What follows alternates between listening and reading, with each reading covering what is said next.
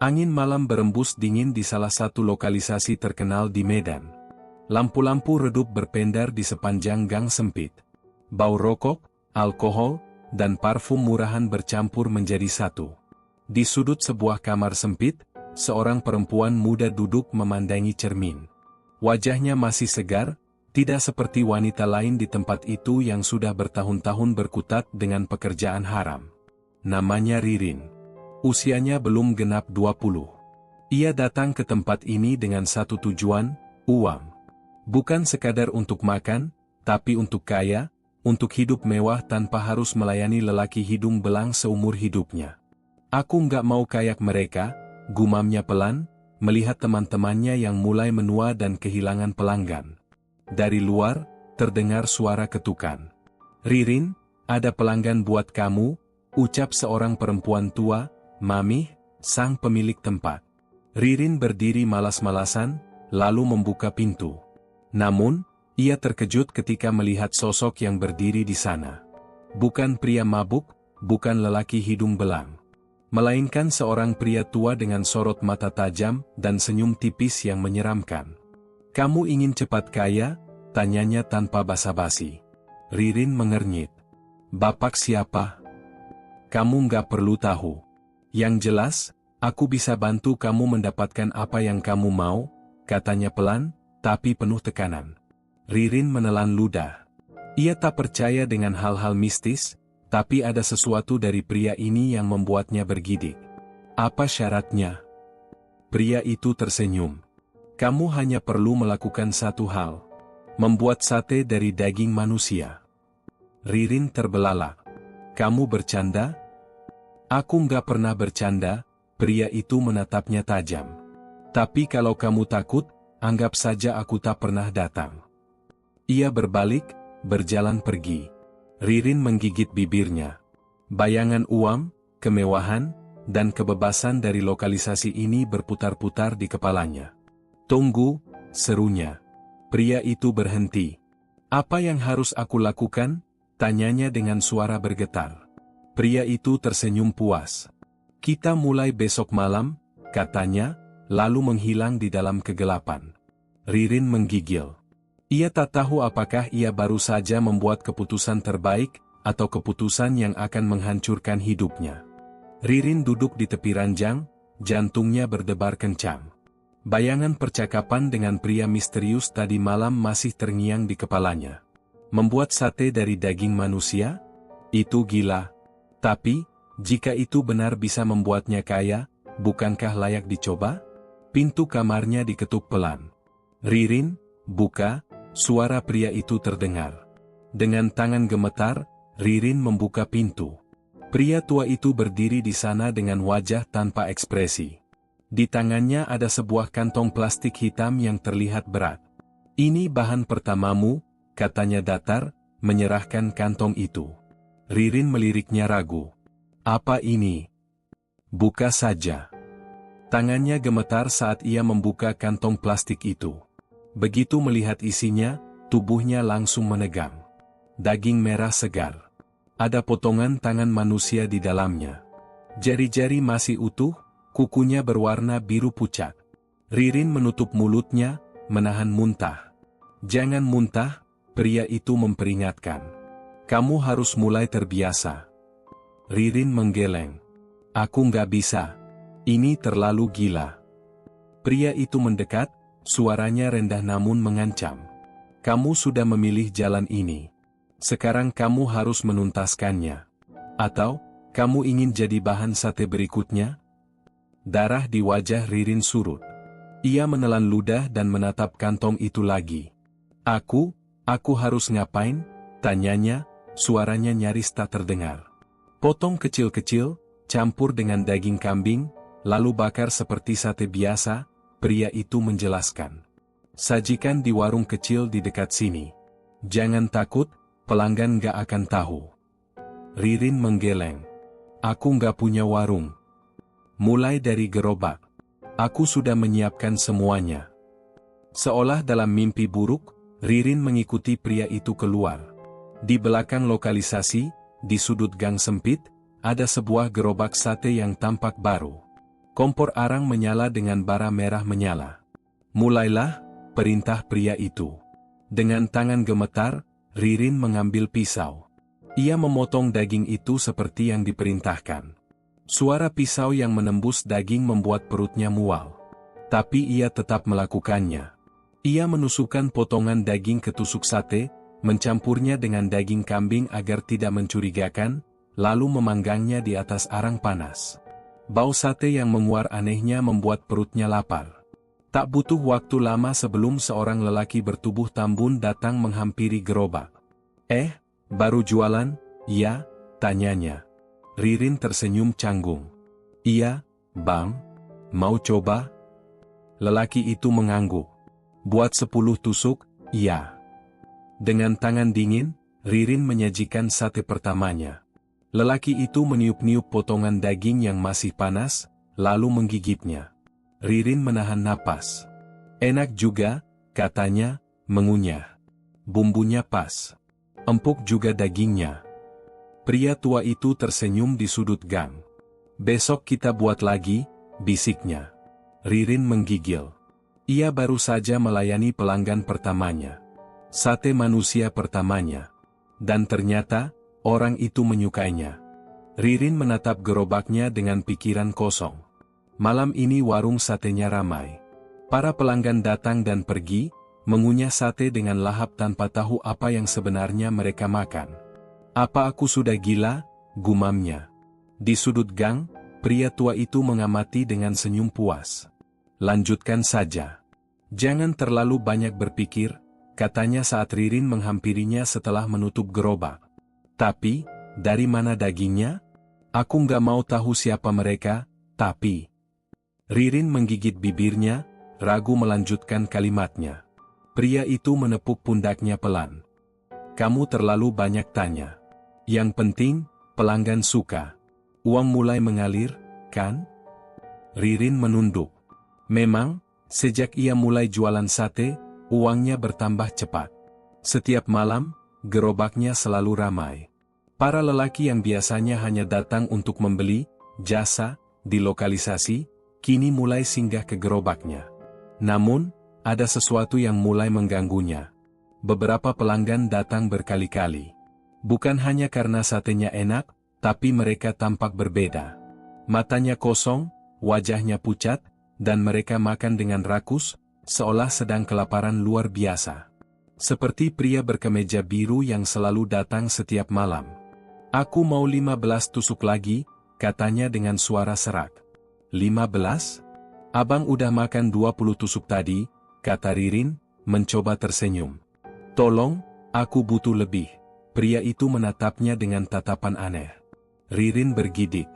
Ia menyiapkan pesanan, tapi ketika menoleh lagi, pria itu sudah menghilang.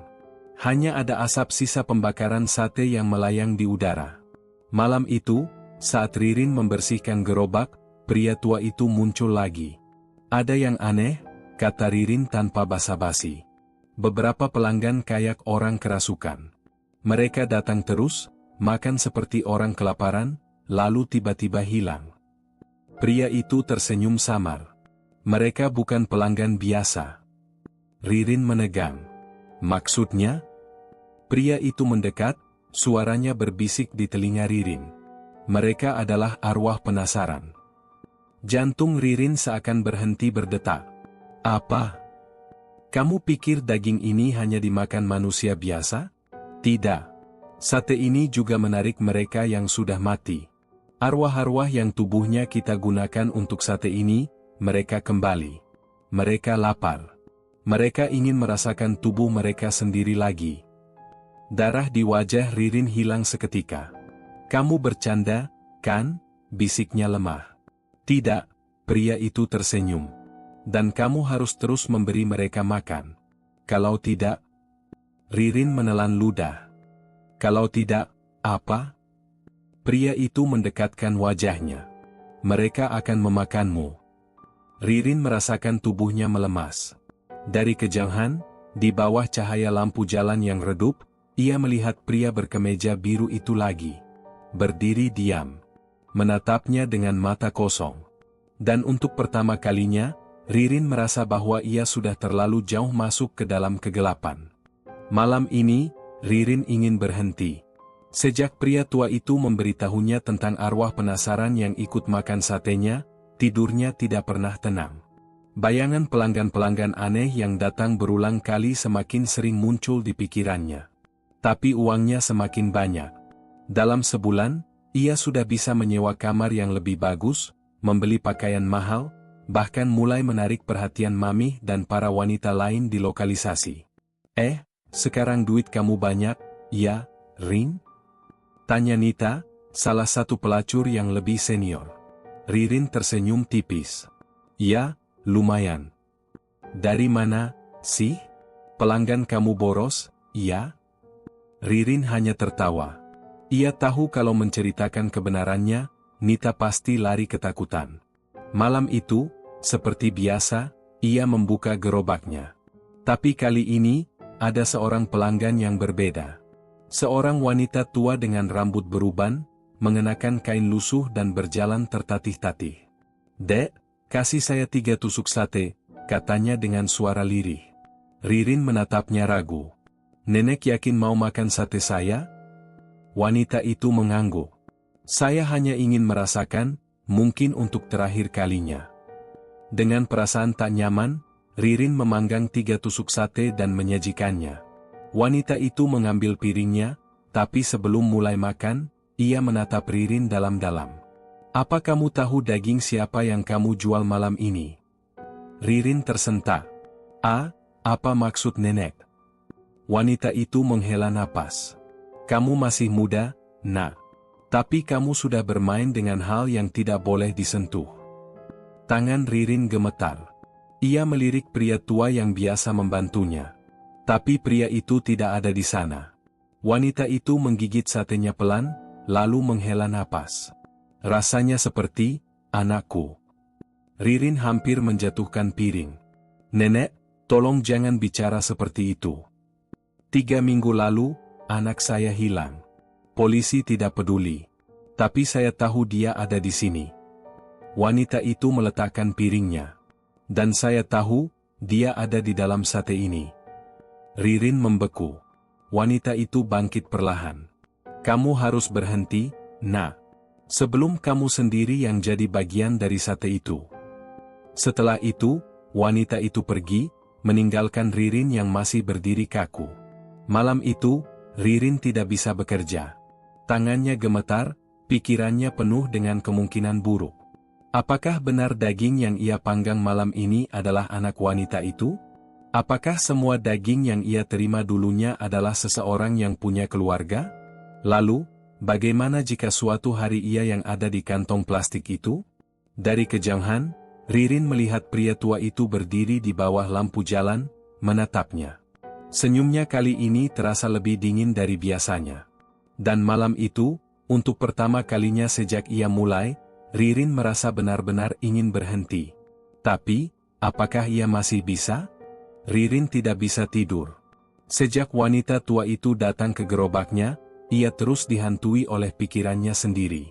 Daging siapa yang aku panggang malam ini? Pertanyaan itu berputar di kepalanya seperti suara yang tidak bisa diusir. Ia ingin berhenti. Tapi bagaimana caranya? Saat matahari mulai terbenam, ia duduk di tepi ranjang, masih ragu. Biasanya, pada jam segini ia sudah menyiapkan gerobaknya. Tapi malam ini, ia tidak ingin keluar. Tiba-tiba, pintu kamarnya diketuk. Toh. Jantungnya mencelos. Ia tidak perlu membuka pintu untuk tahu siapa yang ada di baliknya. Ririn, suara pria tua itu terdengar datar. Kamu tidak jualan malam ini? Ririn menarik napas dalam-dalam. Ia harus berani. Aku mau berhenti. Sunyi sejenak. Kemudian suara tawa kecil terdengar. Berhenti? Langkah kaki berderak mendekat. Ririn bisa merasakan kehadirannya tepat di depan pintu. Kamu pikir ini sekadar usaha sate biasa? Kamu pikir bisa keluar begitu saja?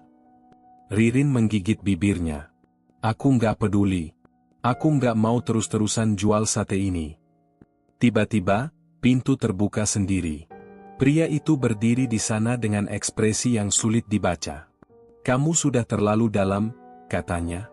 Dan kamu tahu apa yang terjadi kalau orang seperti kamu berhenti? Ririn menelan ludah. Ia tidak menjawab. Pria itu melangkah masuk. Sudah berapa banyak uang yang kamu terima? Sudah berapa banyak yang kamu habiskan? Ririn menggertakkan giginya. Aku nggak peduli soal uang. Pria itu tersenyum miring. Kalau begitu, aku kasih pilihan. Ia mengambil sesuatu dari balik jaketnya. Sebilah pisau panjang. Mata pisaunya berkilat di bawah lampu kamar.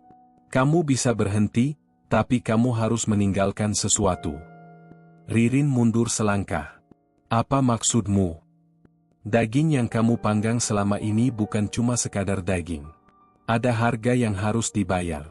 Kalau kamu mau berhenti, kamu harus memberikan penggantinya. Jantung Ririn berdebar kencang. Pengganti. Pria itu melangkah lebih dekat. Seseorang harus mati untuk menggantikan posisimu. Ririn menahan napas. Ia ingin lari. Ingin keluar dari semua ini. Tapi bagaimana caranya? Kamu punya banyak teman di sini, kan? Suara pria itu terdengar santai. Mungkin Sinita? Atau Mamih? Siapa saja. Pilih satu, dan kamu bebas. Ririn merasa tubuhnya membeku. Ia menatap pria itu dengan ketakutan. Aku nggak bisa, suaranya bergetar. Pria itu mendesah pelan. Sayang sekali. Sebelum Ririn bisa bergerak, pria itu meraih tangannya, mencengkeramnya kuat. Kamu sudah menandatangani perjanjian ini dengan darah sejak pertama kali menusukkan tusuk sate ke daging itu, bisiknya. Pisau di tangannya bergerak cepat, menciptakan garis tipis di telapak tangan Ririn. Darah mengalir pelan. Dan dari bayangan kamar, sesuatu mulai bergerak. Seseorang. Atau sesuatu. Ririn ingin menjerit, tapi suaranya tertahan di tenggorokan. Malam ini, ia sadar, bahwa perjanjian ini tidak pernah bisa dibatalkan begitu saja. Ririn duduk di tepi ranjang, tangannya masih gemetar. Luka tipis di telapak tangannya belum mengering sepenuhnya. Pria tua itu sudah pergi, tapi bayangannya masih tertinggal di dalam pikirannya. Kamu sudah terlalu dalam? Ucapan itu terus terngiang-ngiang. Ia benar-benar tidak bisa berhenti. Jika ia memaksa keluar, nyawanya jadi taruhannya. Ririn menghela napas panjang. Ia harus berpikir jernih. Ia tidak bisa terus-terusan ketakutan seperti ini. Lalu, sebuah ide muncul di kepalanya. Jika ia tidak bisa keluar, mungkin ia harus mencari cara lain. Malam itu, ia mendatangi lokalisasi seperti biasa. Tapi kali ini, bukan untuk berjualan sate. Ia mencari seseorang. Mamih, si pemilik tempat ini, selalu tahu segalanya. Jika ada orang yang bisa membantunya, maka itu adalah Mamih. Mamih, aku mau bicara. Wanita gemuk itu menatapnya dari balik meja riasnya. Ada apa, Rin? Kamu nggak jualan sate lagi? Ririn menelan ludah. Aku, ada masalah. Mamih tertawa kecil. Di tempat ini, semua orang punya masalah. Masalahmu apa? Ririn ragu sejenak. Tapi ia harus bicara. Aku terjebak dalam sesuatu yang gak bisa aku keluarin. Sesuatu yang berbahaya. Tatapan Mamih berubah serius. Jelaskan. Dengan suara pelan, Ririn menceritakan semuanya. Tentang sate pesugihan. Tentang pria tua itu. Tentang daging yang bukan berasal dari hewan. Mamih mendengarkan tanpa menyela sedikit pun. Setelah Ririn selesai, wanita itu hanya diam. Jadi, kamu ingin keluar? Ririn mengangguk. Tapi aku nggak bisa. Aku butuh pengganti. Mamih menyandarkan tubuhnya ke kursi. Kalau kamu pikir aku bakal nyari orang buat kamu tumbalkan, kamu salah besar. Ririn terkejut. Mamih percaya sama ceritaku? Mamih mendengus. Tentu saja. Kamu pikir aku nggak tahu soal pesugihan di tempat ini? Udah banyak yang pakai cara kayak gitu buat cepat kaya. Dan semuanya berakhir sama. Ririn menegang. Berakhir sama gimana? Mamih menatapnya dengan mata tajam. Mati. Atau lebih buruk dari mati. Ririn merinding. Mamih menghela napas. Tapi kamu beruntung datang ke aku. Aku tahu satu cara. Ririn menatapnya penuh harap. Apa?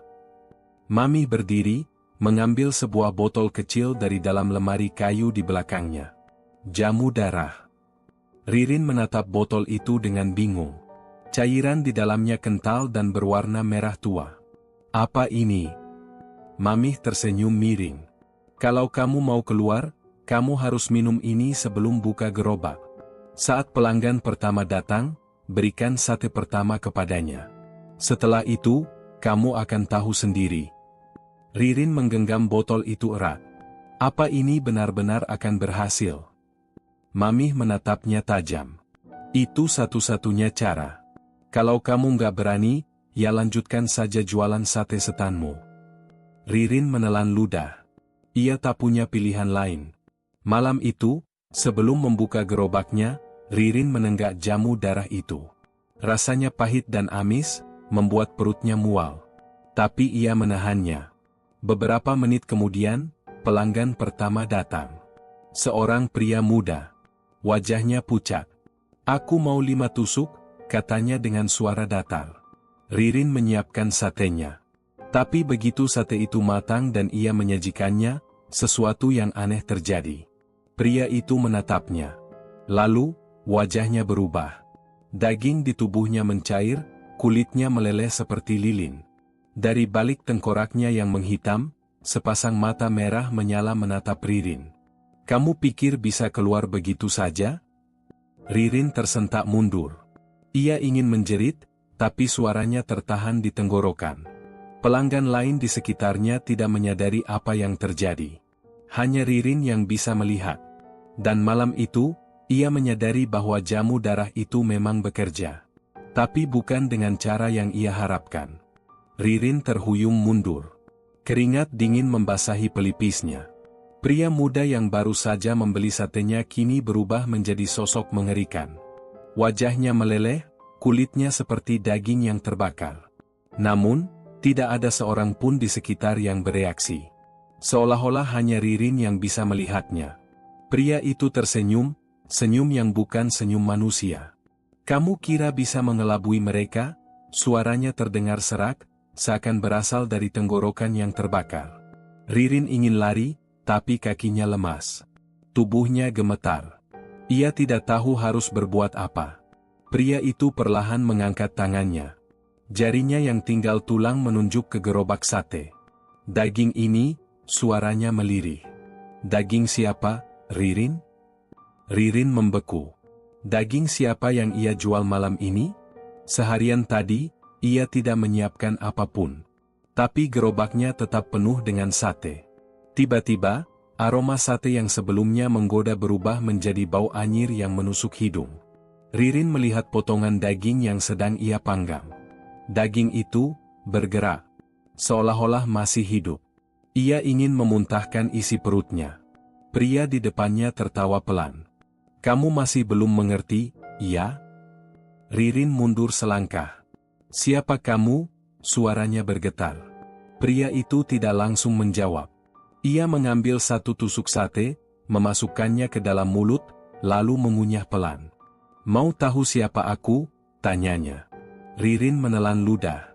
Pria itu menatapnya dengan mata yang kini memerah seperti bara api. Aku, pelanggan terakhirmu. Dan saat itu juga, sesuatu terjadi. Seluruh gerobak sate Ririn terbakar dengan sendirinya. Api biru menjalar cepat, melahap semua yang ada di atasnya. Daging-daging yang masih mentah mendidih seperti direbus dalam darah. Bau busuk menyeruak ke udara, bercampur dengan suara jeritan. Jeritan manusia. Ririn menjerit panik dan mundur lebih jauh. Ia menoleh ke sekitar, berharap ada orang yang melihatnya. Tapi semua orang tetap sibuk dengan urusan masing-masing. Mereka tidak bisa melihat apa yang sedang terjadi. Pria itu tertawa semakin keras. Tidak ada jalan keluar, Ririn. Ririn menggeleng panik. Tidak. Aku nggak mau ini lagi.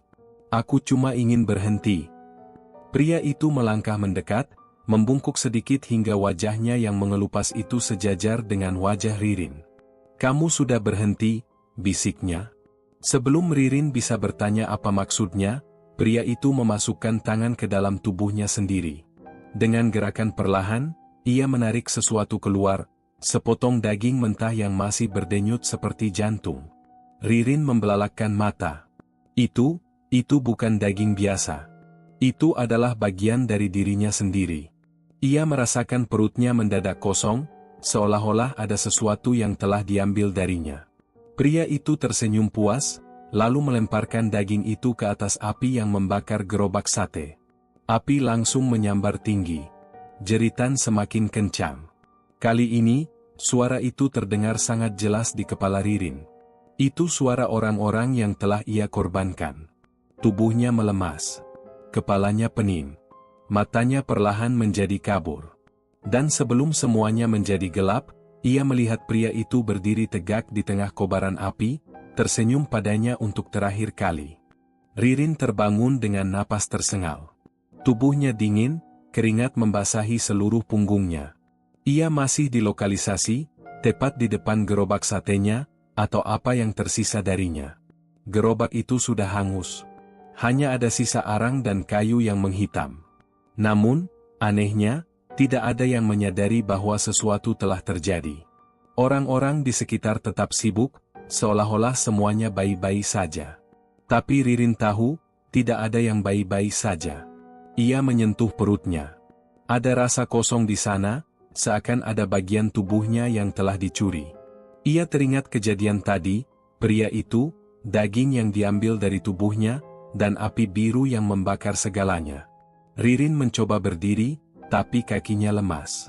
Ia ingin kabur dari tempat ini, meninggalkan semuanya. Tapi kemana? Ia tidak punya tempat lain. Lalu, suara itu terdengar. Pelan pada awalnya. Seperti bisikan. "Kembalikan." Ririn menoleh cepat. Tidak ada siapa-siapa. "Kembalikan." Suaranya lebih jelas sekarang, datang dari berbagai arah. Ririn menutup telinganya. Ia yakin ini hanya halusinasi. Semua ini pasti hanya efek dari kejadian tadi. Tapi kemudian, ia melihat sesuatu di ujung gang. Seseorang berdiri di sana. Bukan seseorang. Makhluk itu tinggi, lebih tinggi dari manusia biasa. Kulitnya abu-abu pucat, dengan mata kosong yang hitam pekat. Tangannya panjang dengan kuku tajam mencakar udara. Dan di belakangnya, lebih banyak lagi yang muncul. Sosok-sosok serupa, dengan tubuh kurus kering dan mulut menganga, seakan mencari sesuatu yang hilang. Ririn ingin menjerit, tapi tenggorokannya tercekat. "Kembalikan." Arwah-arwah itu berjalan mendekat. Langkah mereka menyeret, seperti mayat hidup yang baru bangkit dari kubur. "Kembalikan." Ririn mundur. Apa yang harus aku kembalikan?" Suaranya gemetar. Arwah pertama mengangkat tangannya, menunjuk ke perut Ririn. Jantungnya berdegup kencang. Ia tahu sekarang. Mereka bukan hanya arwah biasa. Mereka adalah orang-orang yang telah ia korbankan. Daging mereka, darah mereka, semuanya telah ia jual. Dan sekarang mereka menginginkannya kembali. Tubuh Ririn gemetar hebat.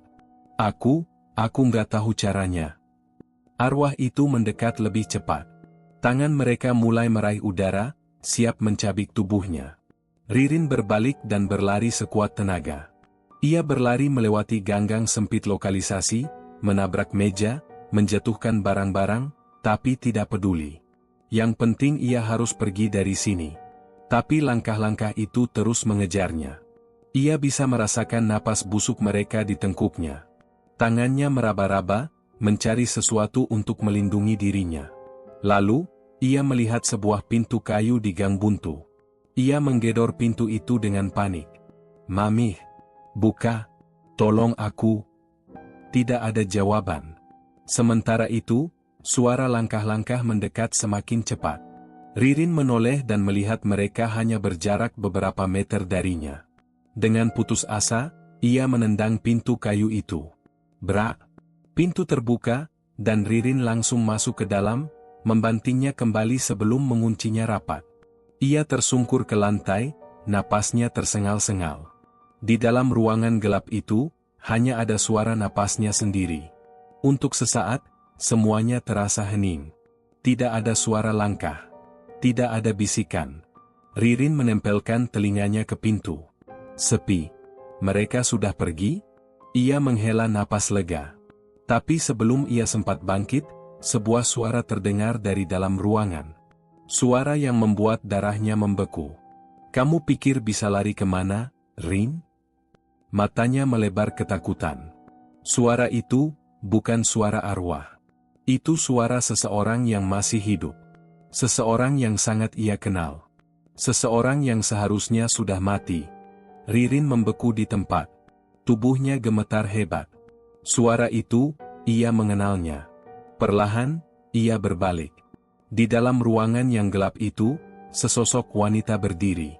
Rambut panjang tergerai berantakan, tubuhnya kurus, wajahnya pucat dengan mata yang kosong.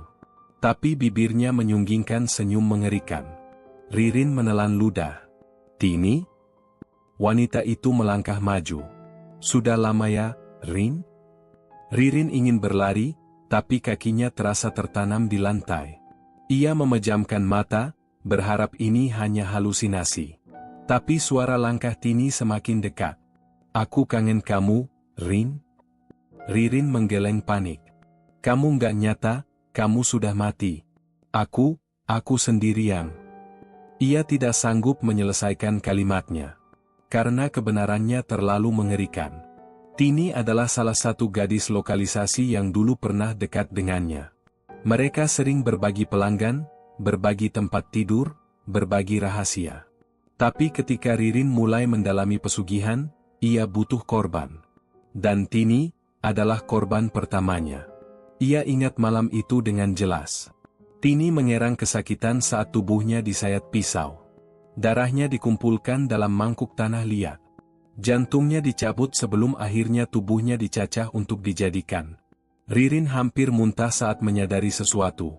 Daging sate pertama yang ia jual, berasal dari tubuh Tini. Ada yang salah, Rin? Tini kini berdiri tepat di depannya. "Kenapa kamu gemetar?" Ririn menggeleng kuat. "Aku nggak mau ini lagi. Aku nggak mau lagi." Tini tertawa pelan. "Kamu pikir semua ini bisa berhenti begitu saja?" Tubuh Ririn semakin melemah. Napasnya sesak. Lalu, Tini mengulurkan tangan dan menyentuh wajahnya. Dingin. Seperti es. "Ririn, aku lapar," bisiknya. Tiba-tiba, tangan Tini mencengkeram rahang Ririn dengan kuat. Mulutnya terbuka lebar, lebih lebar dari manusia biasa. Rahangnya bergeser ke bawah, menampakkan deretan gigi yang tajam dan hitam. Ririn menjerit dan berusaha melepaskan diri, tapi cengkeraman Tini begitu kuat. Lalu, rasa sakit itu datang. Giginya menancap di pipi Ririn, mencabik kulitnya. Ririn menjerit sekuat tenaga. Ia menendang tubuh Tini dengan sisa tenaganya, membuat makhluk itu terhuyung ke belakang. Tanpa berpikir panjang, Ririn berlari menuju jendela kecil di belakang ruangan. Ia merangkak naik, tubuhnya gemetar, darah mengalir dari pipinya. Saat hampir berhasil keluar, tangan dingin mencengkeram kakinya. "Aku lapar, Rin," suara itu berubah serak dan dalam. Dengan sisa tenaga, Ririn menendang sekuat tenaga. Cengkeraman itu terlepas, dan ia berhasil keluar. Ia jatuh ke tanah, tidak peduli dengan luka-luka di tubuhnya. Tanpa menoleh ke belakang, ia berlari. Menembus gelapnya gang lokalisasi. Menjauh dari tempat itu. Menjauh dari semua yang telah ia lakukan. Tapi, bisakah ia benar-benar kabur? Ririn terus berlari tanpa henti. Napasnya tersengal, kakinya terasa lemas, tapi ketakutan membuatnya tak bisa berhenti. Ia melewati ganggang sempit yang berbau anyir, melewati deretan pintu kamar yang tertutup rapat. Tapi suasana terasa berbeda. Terlalu sunyi. Biasanya, suara musik dan tawa pelanggan terdengar dari kamar-kamar itu. Tapi malam ini, tidak ada suara sama sekali. Seolah-olah semua orang lenyap begitu saja. Jantungnya berdegup makin kencang. Lalu, dari kejauhan, ia melihat sesuatu yang membuat darahnya membeku. Di ujung gang, berdiri seorang pria gemuk dengan tubuh penuh luka menganga. Wajahnya rusak, salah satu matanya hanya lubang kosong yang hitam mengerikan. Ririn tersentak. Ia mengenali pria itu. Pak Dulmanan. Salah satu pelanggan tetapnya. Atau lebih tepatnya, salah satu korbannya. Sama seperti Tini, Ririn telah menghabisinya. Memotong tubuhnya menjadi potongan kecil. Mengubahnya menjadi sate yang laku keras. Pria itu tidak bergerak, hanya berdiri di sana, menatapnya dengan senyum mengerikan. Ririn, suaranya serak, seperti berasal dari tenggorokan yang sudah hancur. Ririn berbalik, mencoba mencari jalan lain. Tapi langkahnya terhenti. Di sisi lain gang, sosok lain berdiri. Seorang wanita tua dengan wajah menghitam, matanya kosong, tubuhnya membusuk. Bu Narti. Salah satu pekerja di lokalisasi yang dulu pernah memergokinya sedang melakukan ritual. Ia juga salah satu korban Ririn. Dan kini, ia berdiri di sana, dengan senyum bengkok dan tangan terjulur. Kembalikan, bisiknya. Ririn mundur, tubuhnya bergetar hebat. Keringat dingin mengalir di pelipisnya. Lalu, dari segala arah, mereka mulai berdatangan. Satu persatu, korban-korban yang telah ia habisi. Wajah-wajah yang seharusnya sudah membusuk dalam tanah kini bangkit dan menatapnya. Kembalikan, suara mereka berbisik, menggema di seluruh gang. Kembalikan. Ririn tak bisa bernapas. Sebuah tangan mencengkeram bahunya dari belakang. Ia berteriak. Tapi suara itu hilang ditelan malam. Di kejauhan, sebuah gerobak sate berderit pelan. Aroma daging yang terbakar memenuhi udara. Dan di bawah gerobak itu, setetes demi setetes, darah segar menetes ke tanah. Ririn terus berlari, napasnya tersengal-sengal. Kakinya gemetar, tubuhnya terluka, darah mengalir dari pipinya yang dicabik makhluk itu. Udara di sekitarnya terasa semakin berat, seolah malam semakin menelan keberadaannya. Ia berbelok ke gang kecil, berharap bisa menemukan jalan keluar. Tapi langkahnya terhenti. Di hadapannya, sebuah cermin besar berdiri tegak di tengah gang. Tidak ada alasan benda sebesar itu ada di sana. Cermin itu memantulkan tubuhnya, pucat, berantakan, dan penuh luka. Tapi ada sesuatu yang aneh. Bayangannya di cermin tidak mengikuti gerakannya. Mata Ririn membelalak. Ia mundur selangkah, tapi bayangannya justru tersenyum lebar. Lalu, tanpa peringatan, tangan bayangan itu menembus permukaan kaca dan menariknya masuk. Bro, Ririn terhempas ke tanah. Bukan tanah, melainkan lantai kayu yang lembab dan berbau anyir.